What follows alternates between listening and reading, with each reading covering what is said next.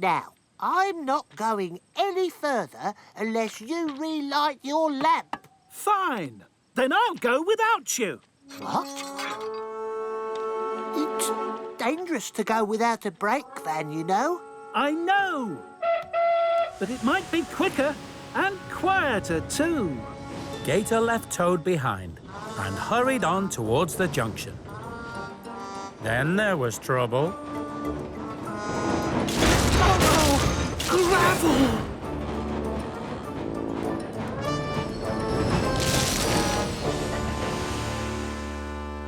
Toad was still fuming when he heard something coming back along the tracks. Hello?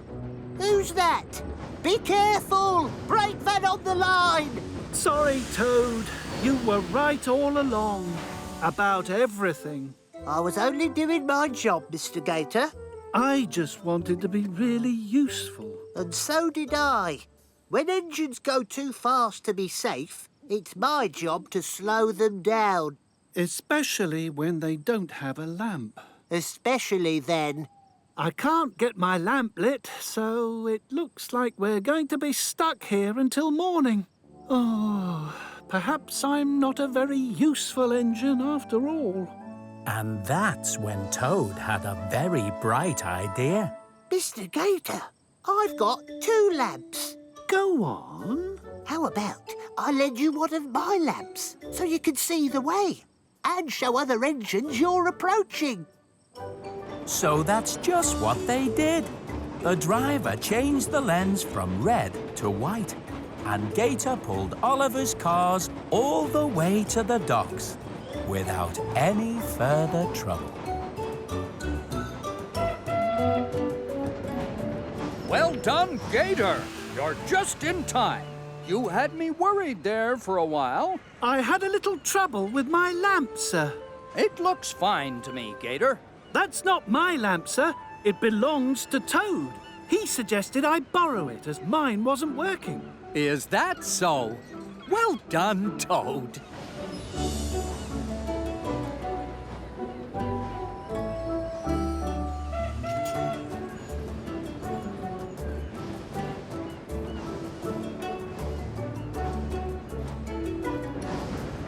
I'll be sad to see you go when your ship comes in, Mr. Gator. Oh, it won't be for a while yet, Toad. I'm sorry for getting cross. I was fed up with people being surprised by my appearance and mistaking me for a monster. You know, Toad, you're the only one I've met on the whole island who wasn't scared when they first saw me. Actually, I was a bit startled when I first saw you, Mr. Gator. But very little really scares me, sir. Oh!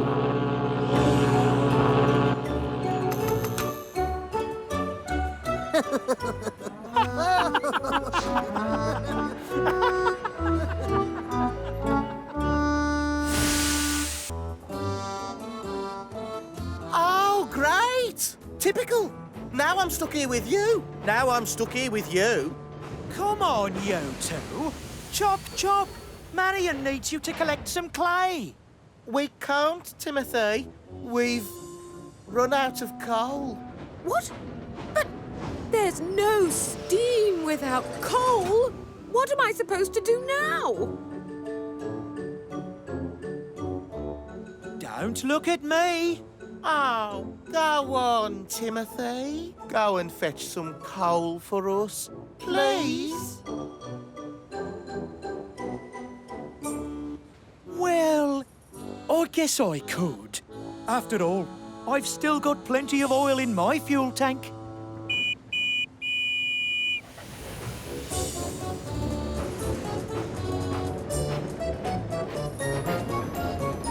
So it was Timothy who delivered the clay to Brendam Docks. And found cars loaded with coal ready and waiting for him.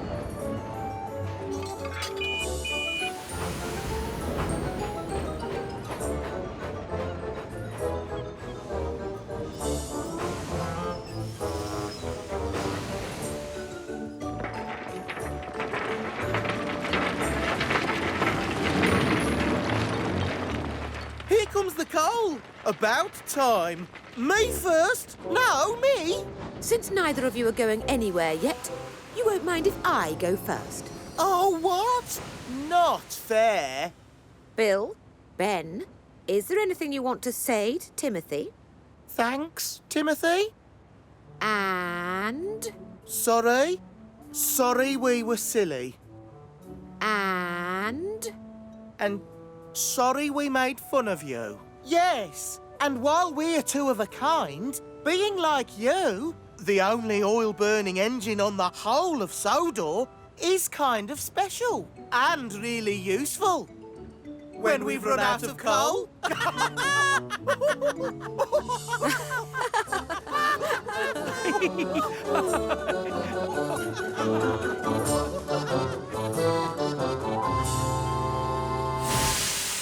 But Thomas's mistakes were the silliest of all.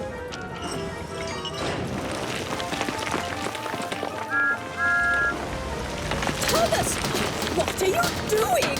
Coaches don't need coal. Sorry. At the end of the day, Sir Topham Hatt was very disappointed with his engines. Everyone makes mistakes, but when you are showing off and in a hurry, you make far more mistakes than usual, and you have all been showing off. I don't think any of these engines deserve to take you home to the mainland, sir. Perhaps I can lend you my car. Oh, the indignity. Perhaps you'd let me take the Deputy Minister home after all. You, Spencer? I can learn from my mistakes, sir. I just need to be given one more chance. Spencer is right. Everyone deserves a second chance. I will forget what happened today. And maybe tomorrow I can come back and see how the railway really runs on Sodor. Yes, sir. Thank you, sir.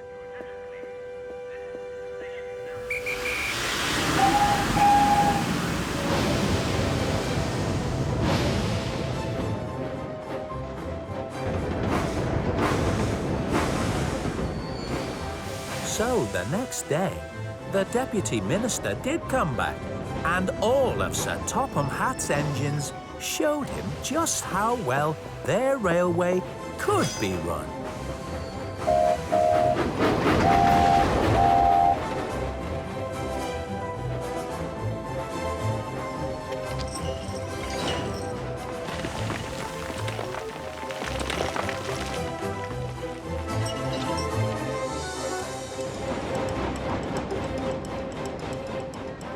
Excellent, Sir Topham Hatt. You run a very fine railway indeed. I told you they were really useful engines. Hooray!